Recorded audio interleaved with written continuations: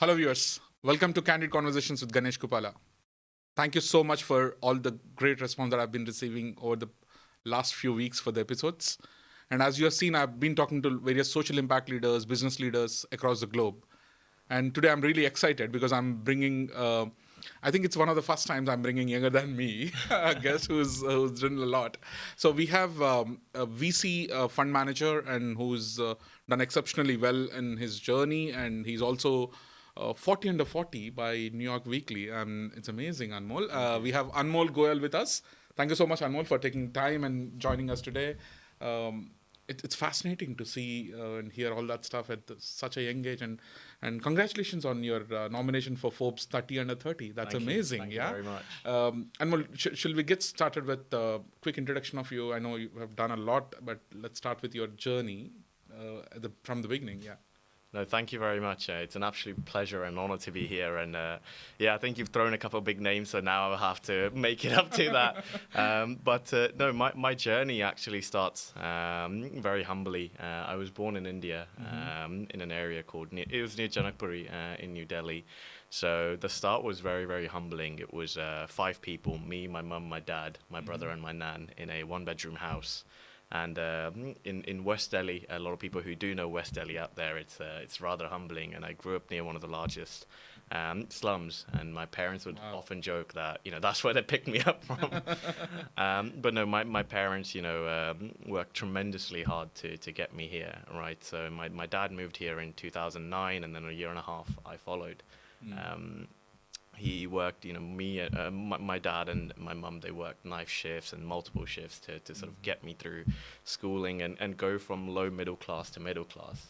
So that was my early journey. And then after that, it was pretty much just in my head that I have to do something, right? From where I grew up, from what I had seen, I had been given this opportunity, right? UK is one of those countries, like US, where it's the land of opportunities. And if you do the right thing, you work the right way, it will all work out. So I grew up then in Birmingham, went to university in Liverpool, got valedictorian in maths and economics, got my first job in investment banking at JP Morgan, then transitioned into wealth management, and then somehow slowly building, I've ended up here, but I'm sure we'll touch upon that. Yeah, sure.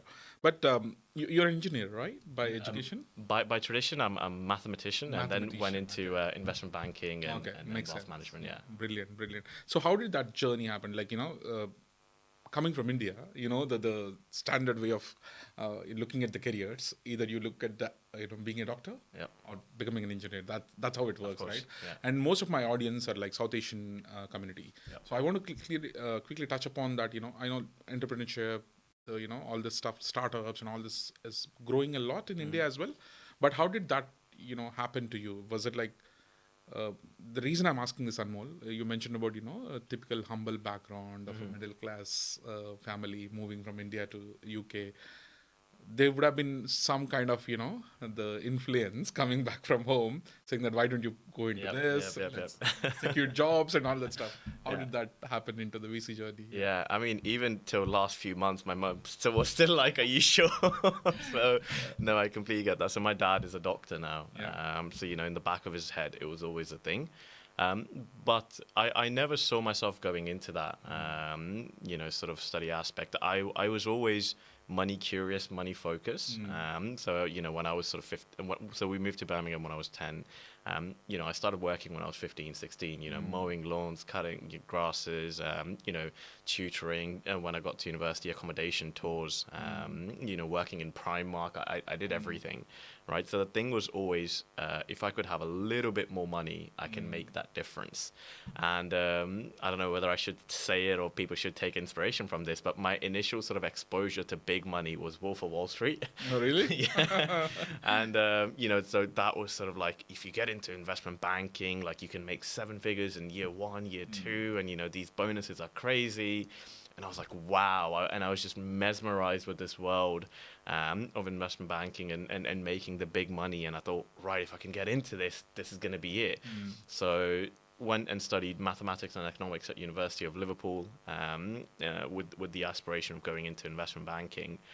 But as great JP is, and tremendous amounts of experience to anyone who sort of goes into it and does well, and it has that aptitude of learning and gaining tremendous amounts of money, but it's not how it was pre-07, right? So I got into it in 2021. Very different culture, very different behavior. They think, especially in the UK, it's not US buy side. And I got there and I was like, hold on a minute, I've been sold a lie. Yeah, this is not what I was looking Yeah, this for. is not what I was looking for, right? So someone mentioned, look into wealth management. Wealth management is a bit different. So I then went into Marsh McLennan, initially working in big risk insurance and then moving into pension funds. But so I then moved so I was living in Birmingham, went to university in Liverpool, and then moved to London. So on the side, I started doing consulting, just working with one or two founders, small founders, on their financial models, go to market. Initially began just because London was expensive, and as a graduate, I needed money, and as an analyst. But really sort of fell in love with it. I started enjoying that a bit more, and I got really into the event space and started meeting investors. And as I was analyzing startups, I got really good at figuring out what works, what doesn't work. And investors were like, hey, if you have any good deals, I know you're analyzing these companies, feel free to send them over. And I started syndicating the deals, putting the two together, and started making money off that, and realized this is where I want to be. And I said, look, I'm 23. I'm just going to take that leap of faith, right? Because what's the worst going to happen? I'm going to go back into one of the largest wealth management funds in the world. Yeah. That was sort of my risk, right? My bottom was most people's tops at that point. So I was like, worst case, I'll spend a year on it. Obviously, my parents were very, like, what are you doing? You're young, you're doing so well. But I was like, just give me 1 year, right? If it doesn't work out in 1 year, I can always go back to it. I was doing super, super well at my job. And I went all in, and I started building these companies, syndicating them, advising them. As I started to make money, I started investing in them myself, like small tickets to begin with. I think my first check of investment was £6,000. So this wasn't big money investment, but it sort of got me started, right? Your first sort of checks. And then I realized, that the most common trend in the market was 80, and this is a statistic you all know, obviously, is 80% of startups fail in year one. True. Now, I identified that it wasn't because, there's lack of capital, because at any given day, $5 trillion are changing hands, right? So capital wasn't an issue. It was more so that at such an early stage, capital as cash didn't really add value. So I then acquired a development company and a sales company and spun that into a venture studio, which is now Gacsym Ventures. Yeah. So now with Gacsym Ventures, we invest tech for equity and sales for equity, because and I'm talking about B2B software startups, as that's my specialty. And for these sort of startups, they would raise to build, to commercialize, and to scale. But the issue with the generalized way was they had to come up with the whole sort of financial modeling, and then they would go look for investors, and then they would raise, spend 6, 7, 8 months before the 4 months they'd already spent, then look for the right talent, then iterate with the right talent, and then they would get going. But by that time, they've either burnt through the money or it's been a year. So we sort of cut that 5 steps to just straight away, right? Okay. We are investing directly as tech or directly. I heard that sales. you spoke to Harry, right? I mean, you're talking about how do you make the first million. Exactly. I did go through that journey of 5 steps. It's amazing. But I do want to go a little bit into detail. Don't get me wrong, Anmol. The reason because I do see a lot of, I've been here for some time, and I do see a lot of Indian students moving to UK, which is very normal. Yeah, 35 million Indian diaspora lives outside of India. Yeah. And UK is probably the second or the third largest country who holds Indian diaspora, right? So there's so many students comes in, but even now, right, to be really honest with you, the intent is to first to get a job. So the entrepreneurial mindset, the shifting of minds. Yeah. I know everyone is trying to do that and all, but if you really go back and look into statistics, I don't think it's even 10% of the population. And everyone is worried about where's that big money coming from. And the reason I stopped you there, Anmol, is it's amazing the way you said, I started with 6K. You don't need big money, to be really honest. You don't need millions or billions, whatever the big numbers are. Yeah. You can start small. And the reason I want to ask you this question, Anmol, is what was your thought process before you have earned that money through your job? putting that 6K out there. Were you able to sleep that night? I think it was more excitement than nerves. So Okay. I've always been competitive in different means, right? So I played county cricket, I played semi-professional football. That's great. You know, I was a national level powerlifter. Brilliant. So I always sort of thought of this way of, you know, this nerves that come in as, no, these are not nerves. This is excitement.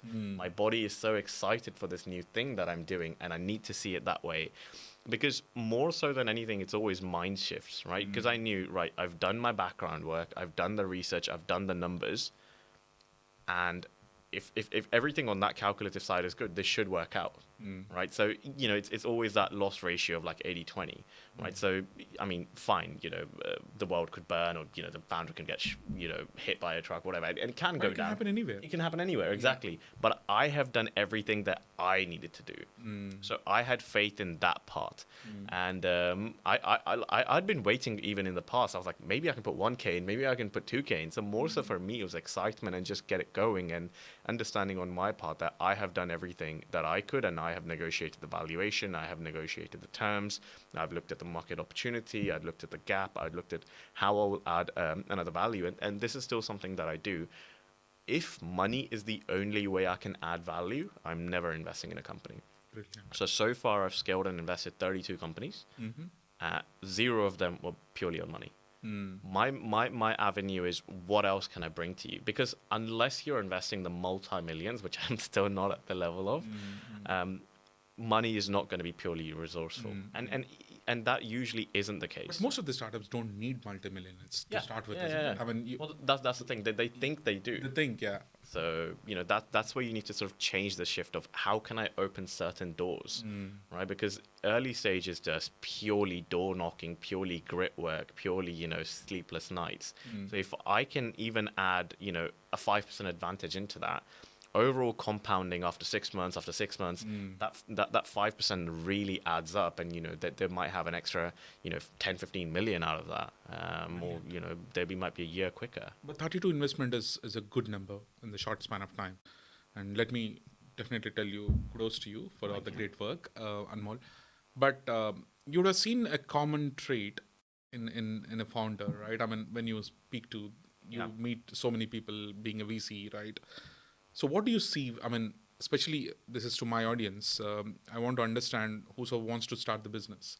What is it like, you know, venture capitalists or joint ventures, or you call about like, you know, angel investors, all these fancy names. They come into that rooms. Yeah. These guys go and do the pitches. What do they look for actually? Why people don't get funded? Or why, if you're funding somebody, why are you funding somebody? Yeah. If you can detail it out, it'll be helpful. Of course. Yeah. I think, you know, you have the general metrics of second-time founder, clear market fit, understanding the market, past executive experience. I'm not gonna touch upon that because everyone knows it, right? That's a you know, pre-given. If you don't have that, you're not even walking into the room. Yeah. So in order to even take the step into the room and get these meetings with the VCs, with the angels, you need to have a clear understanding of the market and have some sort of track record, and know, you know, the market that you're sitting in, the competition, and all the data. So to know the finer details. But I think after that, it's very much on the individual itself. I think one of the focus that I really like to see is grit. You know, in terms of how have these founders not given up. So, and this is where, you know, the slight difference in mentality is. And you see this with a lot of South Asian founders who are doing really well, and hence why Aryan Ventures was created, that they will never come up to you in the sense that I have an idea, give me money. They will always think, I have an idea, let me try put my own money, let me try build something, let me try test it out, let me go to the market, let me see where I am.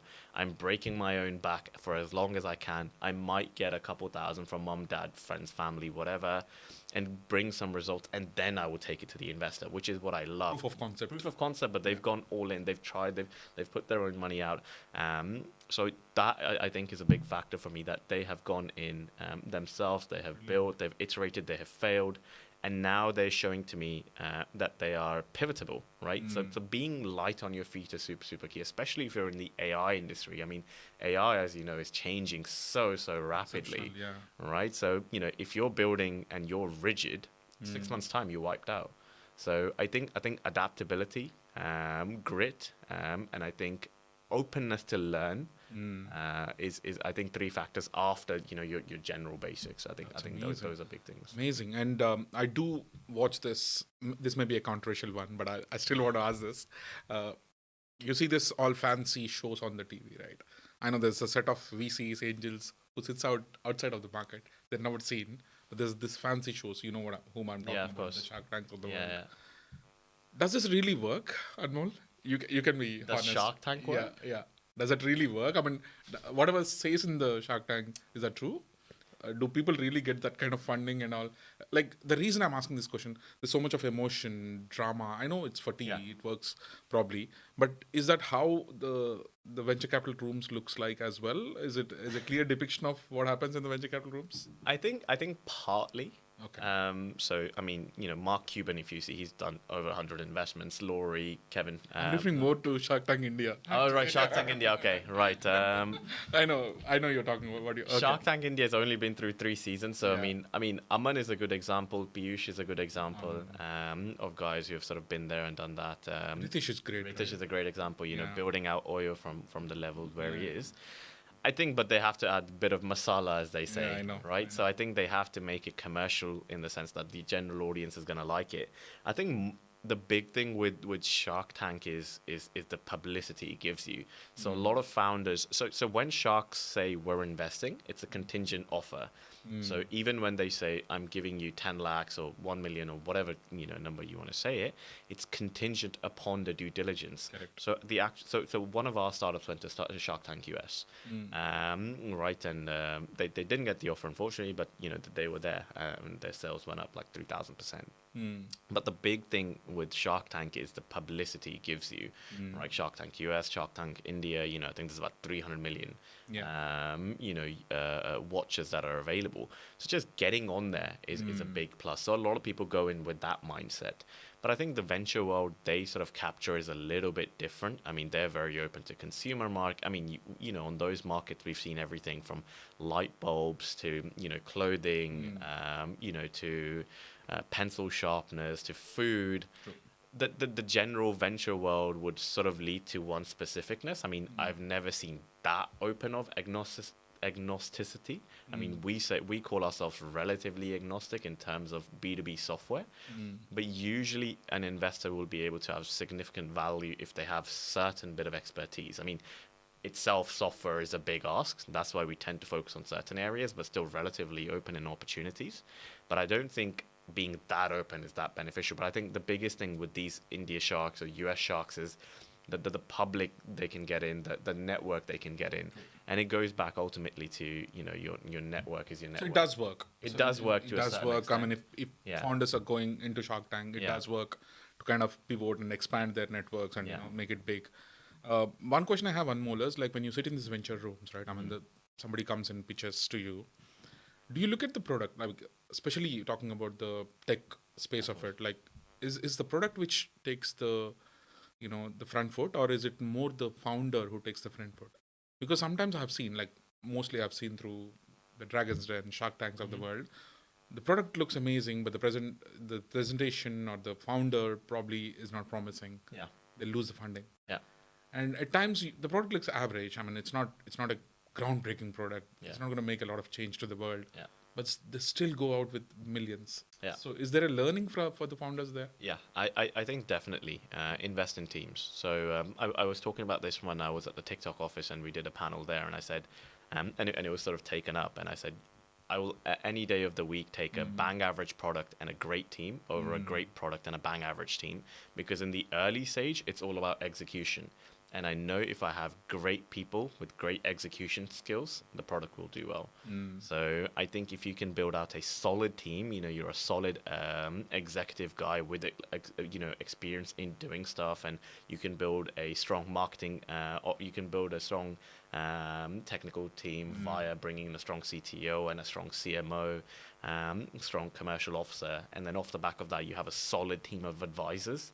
I think that gives us a big confidence. And I think you also asked for what we look for. I think just touching point back on that is who have you got on board as your advisors, your board members, because ultimately they are your first investors in terms of equity, right? In the sense that they might not be putting cash in, but if you can get these ex-MDs, ex-VPs from Facebook, Google, Meta to come on board and say, yeah, we will give you 3 hours a month and advise you and open doors for you, that's massive, because everyone is trying to get these guys on board, right? Most people are most people are even asking to pay them to be advisors, but if you can get them advisors for free, I mean, you're giving equity, obviously, but that's a big telltale signs for us. So, one of the things I always scroll down to the pages of Deck is like, okay, who is their advisory team? Who have they been able to bring on board?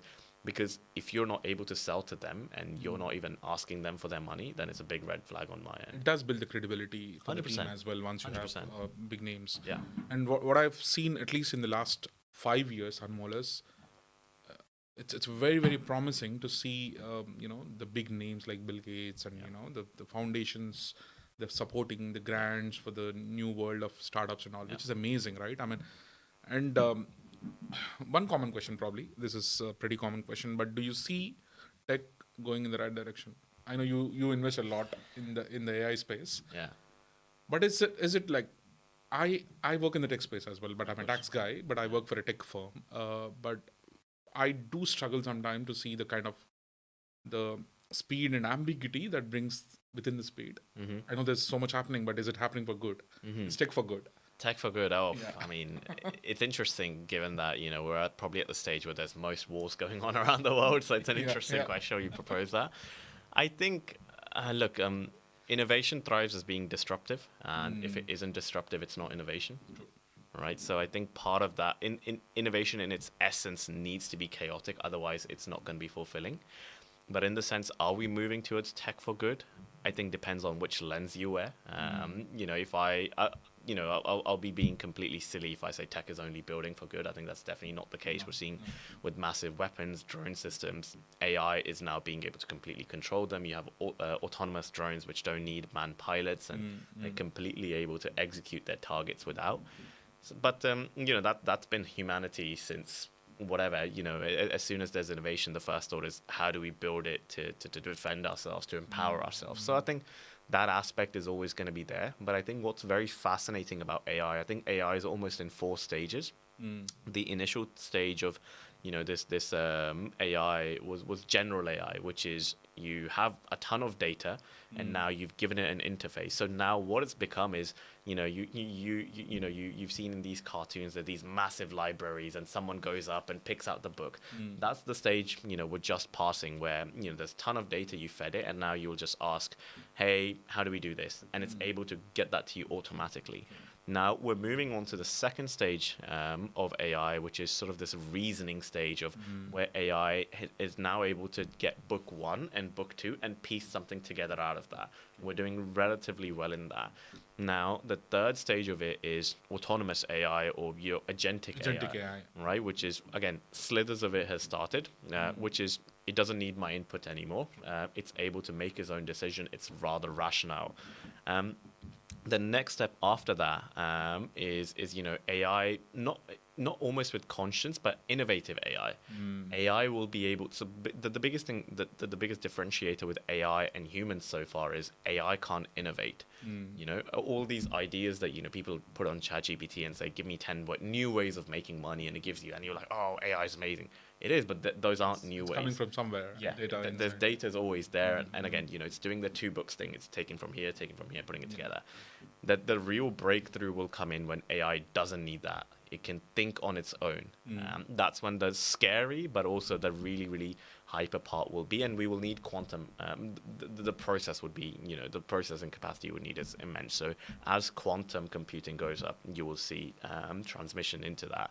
And then last would be AI singularity, which is stage 5, almost stage 4.1, stage 5. I mean, at that point, it's very theoretical, but in the sense that AI will pretty much be all. It would dictate all. It would have its own conscience, and it would be the super brain. There's a really nice book about it, but it goes too much into theoretics, just like sort of quantum mechanics, but not to bore everyone there. But that's the general sort of stage of AI, and me as being a big AI tech nerd, I think there is massive opportunities, but just like with anything in the world, opportunities comes with parts of danger. AI cannot be boring, by the way. Yeah. But yeah, I do want to mention to the audience that we both met in Forum for Good in Diaspora conference in Dubai a few months back maybe, and there was this conversation about Tech for Good and Forum for Good and AI for Good, all those conversations and extensive.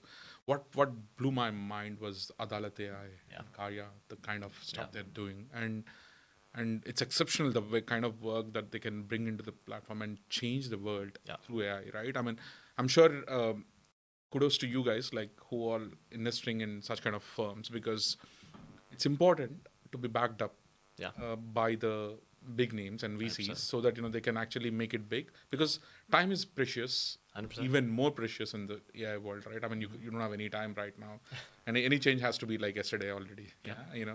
So, but one interesting piece I want to ask. I know we talk about all the success piece, but I want to touch the failure piece as well at some point. Any journey cannot be fairy tale, right? I mean, there will be downfalls, there will be pitfalls, and there will be difficult days. Were there any difficult days for you where you actually invested in somebody and who turned out to be disaster? And how did you deal with it?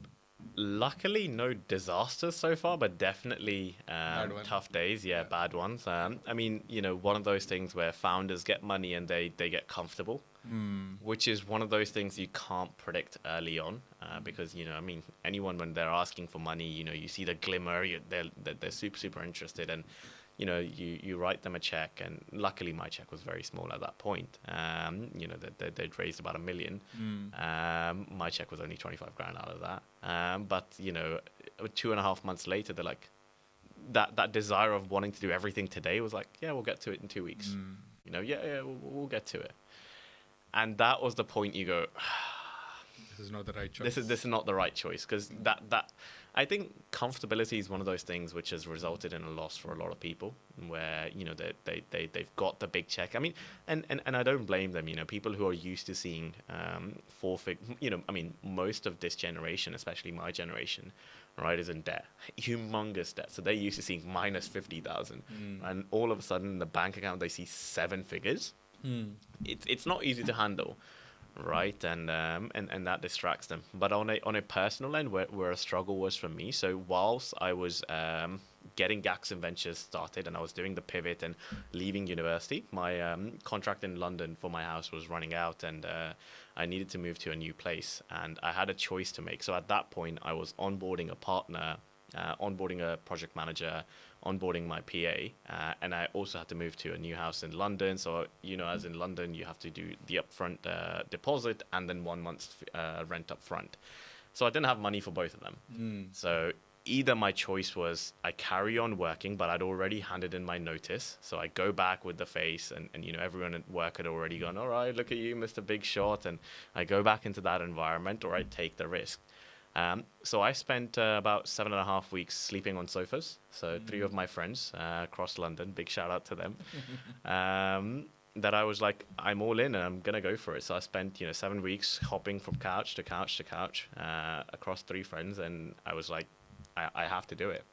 I didn't have the money to have the house plus pay the salaries plus pay for the softwares, and I didn't want to go back to work and be told, oh, I told you so, look at him coming back. And so I think that was a hard period in my life when, every day I would go to sleep, and I mean, I've always had a lot of faith, but it was the back of the mind of like, what am I doing? Right? I mean, it's absolutely usual and very normal to get that question, right? I mean, I've spoken to a lot of successful people in my life and have seen their journeys, and none of them had a beautiful journey without struggles. There has to be downfalls. That's when you learn a lot, and which is amazing, right? I mean, but yeah, how you come back is the story that you have to tell the world, right? I mean, the reason I asked that question, Anmol, is basically a lot of the kids these days, Gen Z, whatever, Gen Alpha, all you could talk about, fear of failure. And the judgment comes in very quickly. I mean, I'm sure you can talk more about it than me. Probably we have a bit of age that is between us. But it does matter. I mean, you need to take the failures, because especially in the entrepreneurship journey, failure is given. I mean, you do see, I mean, all these big names we talk about, Anupam, Anmol, Ritesh, whosoever it is in the Indian Shark Tank world, they all have seen their bit of failures. They all have faced difficult times. So do watch out, guys. I mean, if you're failing, don't worry. Yeah. Okay. I mean, the thing, just to add on to that, I think winning teaches you almost nothing. Yeah. Right? Every time I've won, I've thought, I'm top of the world, but I haven't had a great learning from it. Failure is the only thing that teaches you. It's the only thing that teaches you that something went wrong. Now let's try and learn from it. So true. Without failure, you're not really growing. Anyone can get lucky, and we saw a ton of people did during COVID time, and you made these crypto millionaires, but where are they now? Right? So if your success has been immensely quick, I would be very, very worried to invest in you because you haven't gone through that failure journey. And I think, one of the things that, hence why I talked about grit and falling and going through and being adaptable, is I want to see that the founder has gone through that. And that's why a lot of investors say we back second time founders, because they've gone through that journey of, the slump, and then, the ups, and then, the triumphs, and then back down. So I think immensely, and I always say to my founders, and anytime I'm speaking to young sort of students, we've done some stuff in University of Salford and UCL and stuff, and I always say fail fast. Like you got to be able to fail fast, and good for you. It's good for you. Yeah. The only way you lose is by not continuing. Right? Failure is not the end. Failure is part of the game, and the winners, the champions, they've failed more times than losers have tried. True. So it's always got to be the way. Extremely important message. That's the reason I want to bring this up, because I always tell, even when I do talks and talk to the kids, I do tell them, if I'm proud of anybody, it was me, who was at like 13-year-old, who had nothing. I mean, you probably know this, but I was an orphan kid on the streets of India, very difficult days, having a meal in a week. That's kind of rough life I've seen. But who am I more proud of is that 13-year-old guy who stood up and said, I can still do it. Yep. Yes, I'm not getting a meal in a week, but still I can do it. Yep. I can still go to the school, Yep. crack it, get to there, and show the world that who are you, basically. Just prove it. And that's why I get fascinated by young people who does that, stand tall and tell the world that we can do this. This is the message. And I think that's the very good segue to my next question, about your 40 under 40 achievement, and how did that work, and what happens? Like, how does this stuff work? What's the process? Funny thing is, I don't know exactly much about it. You've just been picked up, is it? I received an email on I think it was October or September of last year, I want to say. And I get a ton of these emails of like, hey, we want to nominate you for this, and then at the bottom of it will say, you got to pay $2,000. And I'm like, whatever, just put this in the bin.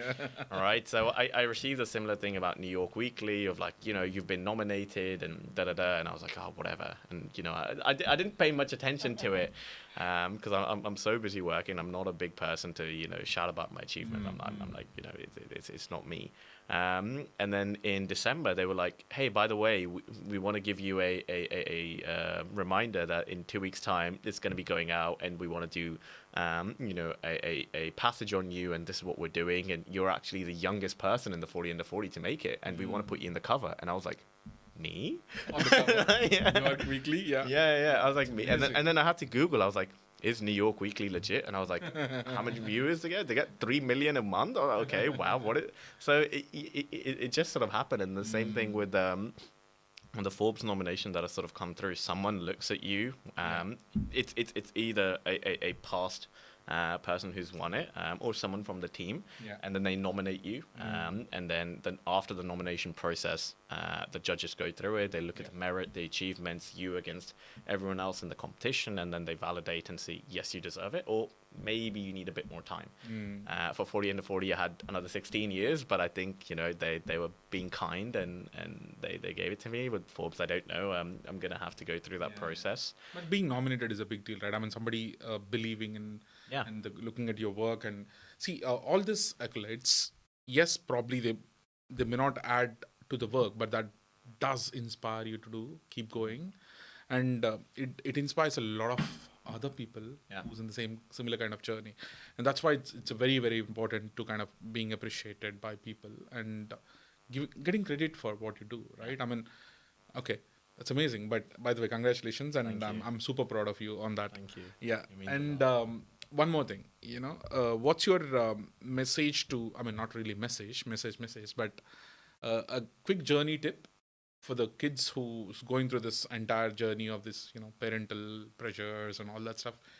The reason I'm asking, because you're Indian origin and you've grown up in India, you know how it works, right? In India, of course. there's so much pressure from, how do you think, kids should, how you dealt with it?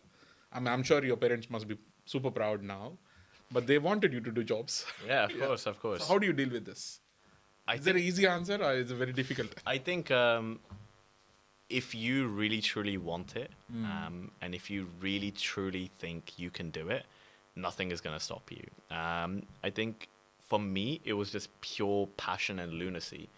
So when I was transitioning out of my job, I got a diploma from Harvard as well. There was a point where I would wake up, go to my 9 to 5, come back, do my online schooling at Harvard from 6 p.m. to 10 p.m., and then would dial into my conference calls at 10 p.m. till 4 a.m. So there was a point where I was only sleeping 3 hours every single day for about 6-7 months. And that's something that can't be taught. That's something that can't be distilled. That's something that can't be told. You have to see it. That passion, that desire needs to burn inside of you so much more. The good old saying of, you will change when the pain of being the same is more than the pain of what's on the outside. And that was the thing for me. I was so desperate on the inside to be just better and to do more and to just tell myself that I'm more than what this world is telling me. And I want to prove it, that no amount of little sleep and no amount of hunger and lack of food or whatever, it's going to stop me to get there. And I think if you truly have that desire in you, I think go all in. If you're young, you're hungry, you don't need, not medical advice, but you don't need 8 hours of sleep. You're young. This is the prime of your life. Go all in. Go fail fast. People think like this is the first time I sort of built something. My first startup was actually at 19. I built a quant trading algorithm, which I can't name one of the hedge funds, but was interested in buying.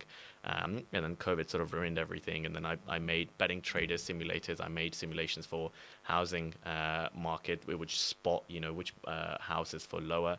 So by the time I was 19, 20, I'd already built something up about 20,000 and had lost 20,000 as well. Right. And that's more than most 30-year-olds would ever do. So I think you're young, you're passionate, save everything you can, invest it into yourself. People always ask me, what's the best investment? It's not S&P 500, it's yourself 500. Go all in, take the risk, take the passions, put it all into one and meet people. Build your network, be confident, speak with clarity, hold yourself up, train your mind, train your body, go to the gym. And ultimately, if you do that enough for a long enough time, you keep consistency, you will make it. There's no way you won't. Yeah. Just to add, keep it simple. Yeah. If you know what to do and if you want to achieve certain things, there will be hundreds of people who will come on your way and say, that's not possible. Right. Too many people told me that whatever I wanted to do was not possible, and I'm sure 100%. a lot of people would have told you that's not possible. 100%. And it's all fancy. People say this, But I did tell. I was on. I was telling you right before the show. I was on Who Wants to Be a Millionaire a few years back, and there were, when I was appearing for it, and I cleared the first round and went back and told my couple of my friends, and they say, "Oh, it happens. First round is okay, but you have to go through 9 rounds. You don't make it. It's okay. Don't worry." Dude, why are you saying this? But you. See, there will be hundreds, thousands who wants to stop you. It's not that, they intentionally want to stop you. That's how the world is. They're your friends. Your family. There could be one of your closest friend who who may be telling you, you know what, you can't do it. I know you, brother, you can't do it. But you still don't believe it. Keep it simple. If you know what you have to do and you're keen on doing it, I'm sure you can achieve it. And Anmol is one of the examples, and he did so many things. Such a young age. You're only 25, is it? 25? I'll be turning 25 in a few months. Wow. That's amazing. A lot of people would still be thinking about what to do at 25, right?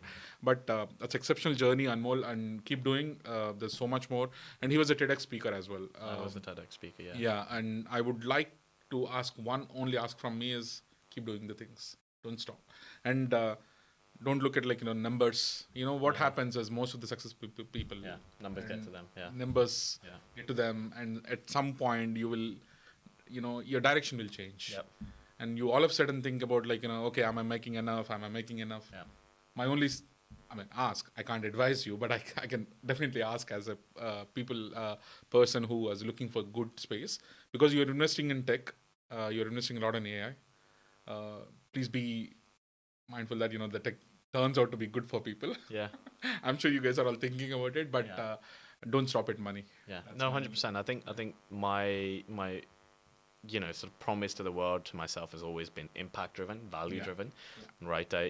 When people always talk about what do you want to leave the world with, and I think my thing has always been leave with such legacy that when people see me, they'll say, or see when I'm gone, they'll say he made the difference, right? And I think that's been the biggest factor for myself. So I don't think profits will ever run that down. As great money is, how much money can you have, right? Money, after a while, you can have the house, the nice car, the nice boat, the nice ladies, whatever, but after a while it loses its value. But what doesn't lose its value is showing somebody their purpose, right? So if I can inspire people, if I can make that journey happen for that one person, and then he can then pass on the message, and then pass on the message, and through me this generation gets empowered, I think that's more valuable to me than anything Brilliant else. note to end conversation. Anmol, thank you so much for your time. Brilliant pleasure. conversation. Thank you. Thank you. Keep going. Thank you, audience. I'll see you Very again. much.